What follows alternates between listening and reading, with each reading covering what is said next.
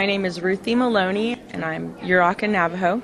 Wonderful. And I guess my main story, why I'm here, is really to protect our water and our rivers. You know, I was born in Hoopa. I was born and raised in Hoopa, and I've been on the banks of the Klamath and the Trinity rivers for my whole entire life. So they're very important to me, and I guess as a child, I played and swam in the rivers with my horse every day.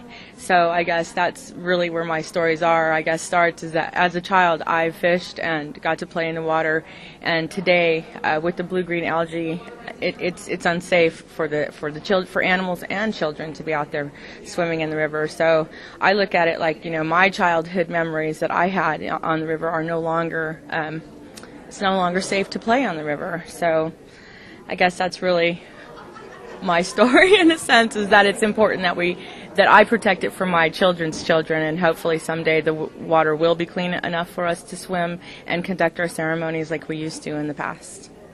okay. Solutions, you know, I think for the solution that really needs to happen is that the state of California needs to recognize tribal water rights. They need to recognize the tribal people and indigenous people of the state that they live in. And it's not just a state of California issue, it's a United States and a world issue. You know, indigenous people all over the world have to protect their way of life, and it affects them. And water, there are no boundaries to water. It encompasses the world. Everybody, every human being, every animal, every living thing depends on water.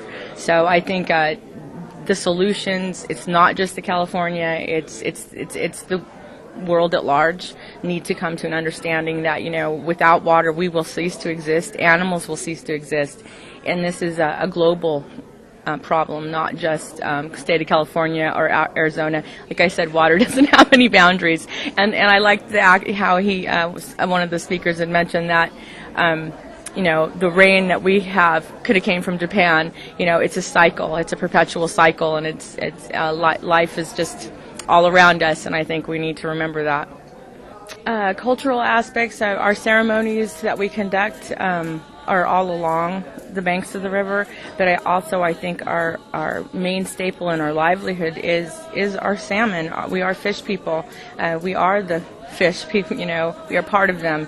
So I think without that's a very intricate part of our ceremonies is the feast afterward, you know, and it's the nourishment that it's given us. But I think also it is our basketry materials. You know, I'm a weaver, so I weave and I gather these things, and you know, I see the difference. You know, I see where the bugs are coming. I see that the materials are no longer as healthy as they used to be. So I have been at a ceremony. When I was growing up, our ceremonies were not conducted like they were.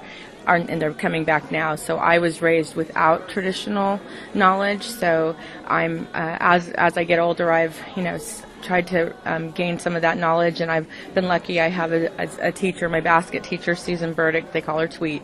She's kind of taken me under her wing several times, and I did get to go and perform in a coming out ceremony for a young lady, and I got to be in a bark dress and a little thing of flowers in my hair, and just participating in that ceremony, I felt like I was coming out because I didn't have that. I didn't have that ceremony. So sorry. It was what that did for me as a woman. I felt like I was becoming a woman.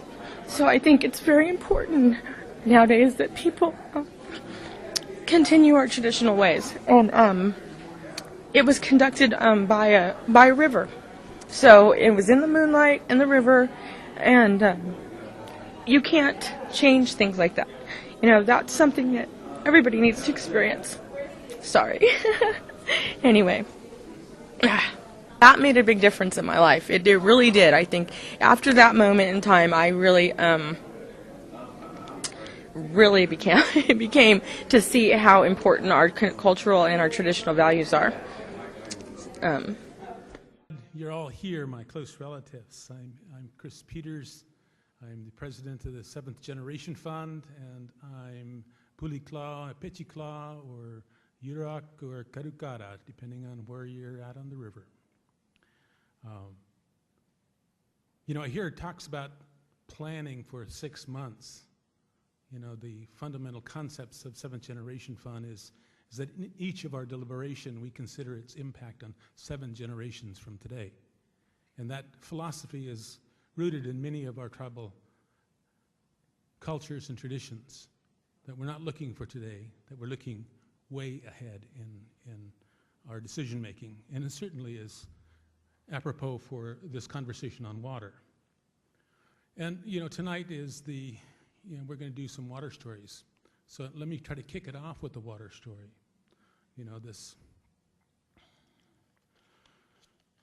This long time ago, Nathi Khan he lived on the Klamath River. And our people were there. They survived by fishing, gathering, and the river was strong. But there in the estuary, there lived a serpent. We called him Kamas. And this water serpent, he was hungry, he was vicious. And every time our tribal people would paddle out to do their fishing, he'd come up and he would bite the boat in two and kill the people. When they gathered around the river, Kamas would come up and snatch the people and consume them. And they lived that way for a long time until our spirit beings, Pulikakwerik is a significant being in our tradition, our philosophy. He was a hero. He was a god, if you will. Pulikakwerik came along, and people, of course, told him this problem, of this water serpent. So, he was also sort of the superhero. He was a superhero. We have a lot of those superheroes in our Indian tradition. So he said, let's build a fire. And, the people who take care of fire are generally the women. He said, bring your cooking rocks, because they gathered the cooking rocks. And the cooking rocks could get extremely hot. They could be red hot before they put into the soup to cook it. So they added all of their cooking rocks to this fire, and the fire blazed higher and higher until the rocks got red hot. Then he took a canoe and he piled sand in it. And he asked the people to bring the rocks out and put it on the sand. So in this long time ago, Pulikakwerik, he paddled the canoe out into the estuary. And sure enough, here comes Kamas. He was the water serpent. And he came up, and just as he was about to devour the canoe, Pulikakwerik, of course, our superhero, jumps off and swims to shore. But Kamas devoured the canoe with the hot stones. And in due time, Kamas died. The hot stones killed him. So we look to our conversations today that much of what we talked about is laced in our traditions, our belief systems. And I suggest that we today, as Native peoples, as Indigenous peoples, as Oth, we live in the belly of the dragon. We live in Kamas's belly. But it is our traditions, it is our teachings and our understanding, it is our spiritual belief that are those hot stones that are burning hot in the belly of this dragon.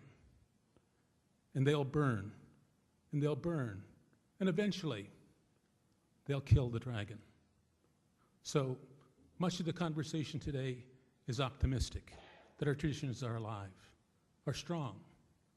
But we need to look to our traditions, look to our value systems, and look to what we call Indian law. And Indian law, as many of you know, is close to natural law.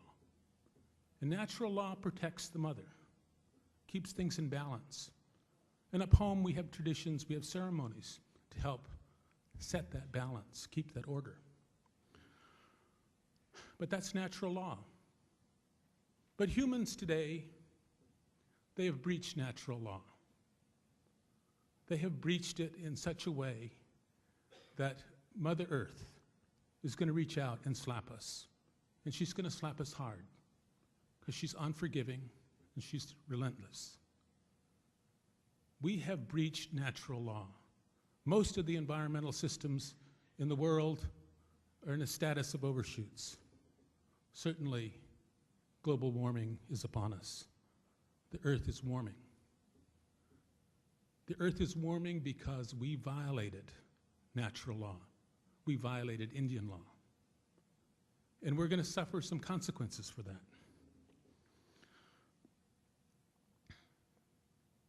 Our decisions in establishing our rights, and I hate the word rights because that's not a native word. We don't have water rights, we have water responsibilities. We are responsible for water. We don't have sovereign rights, we have sovereign responsibilities. You know, we don't have human rights, we have rights as human beings. And I think if we think in those contexts and aligned ourselves again to a traditional belief system, we'll be better off.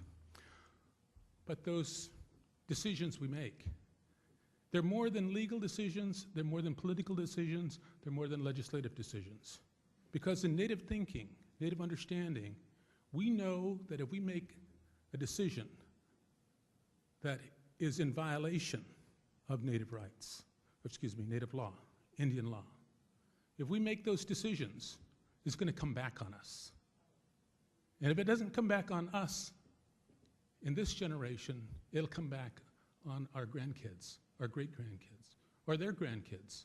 But eventually, the violation of natural law will come back on us. So in terms of your contemplation of water issues, we always need to maintain a strict adherence to traditional teachings, traditional understandings. We need to maintain strict adherence to Indian law and natural law. Natural law says you don't dam a river, you don't divert the water, and if you agree to do it, then it's going to come back on you. You don't pollute the air, you don't mine uranium, you don't mine oil, you don't abuse it because it's going to come back on us. And like our non-native brothers and sisters who have breached those natural laws, things are going to come back on us.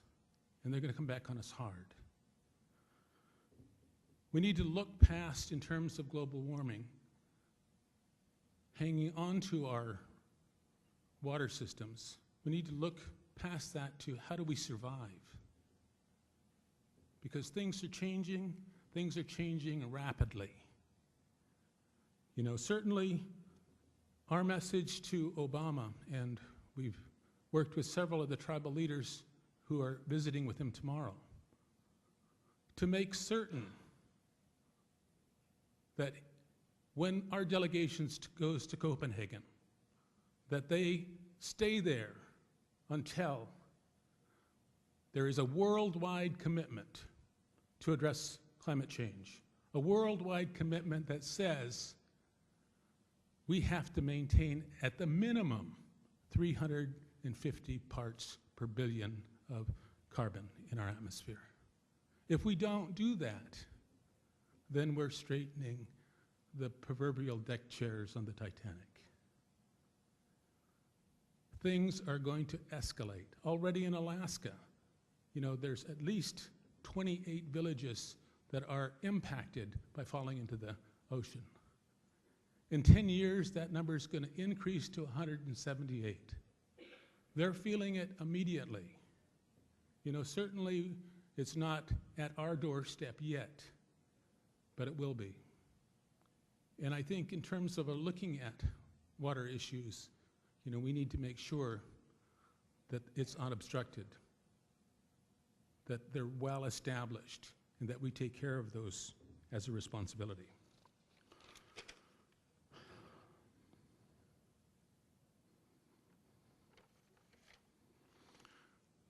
We talked today a lot about the California Water Plan, and it's a good document. And I certainly put in a lot of time, and as well as other planning committee members, to make this event happen. And it's important to have Native people's input into that water plan.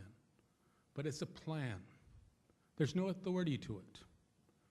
You know, no matter how great our ideas are today and tomorrow, it's not going to make the state of California do anything. To be able to do that, we need legislation. We need to be a little more aggressive at moving that legislation forward. Because unless there is a law, the departments are not going to do anything. Unless there is a law, they're going to continue to consult with us. You know, I mentioned earlier, you know, the meeting with Obama.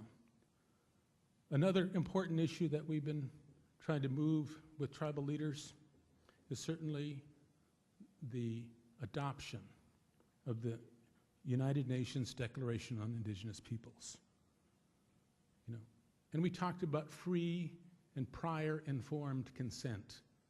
If we're a nation, if we have nation status, then the state of California needs to respect that nation status and make certain that we understand what they're doing and that we give them our consent, not consulting, not conversation, not talk, but we understand the issues and we make a decision and we give our consent to action.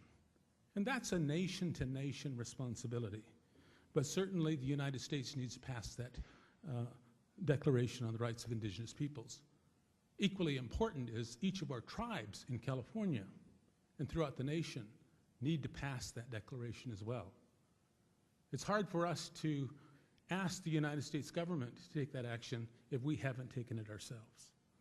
So get a copy of it, review it, amend it to fit your needs, but make sure your tribe adopts it. Water is sacred. As Indigenous peoples, we have a relationship to water.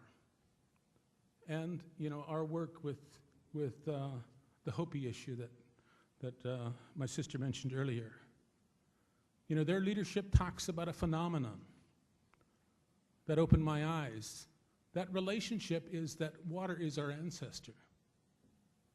We humans, we all that is alive today, are composed of water. When we die, we go back up and we come back down as rain. So rain is our ancestors. You know, science understands the part of evaporation, but they don't understand the phenomenon. The phenomenon is water is our relation. It is sacred. Thank you.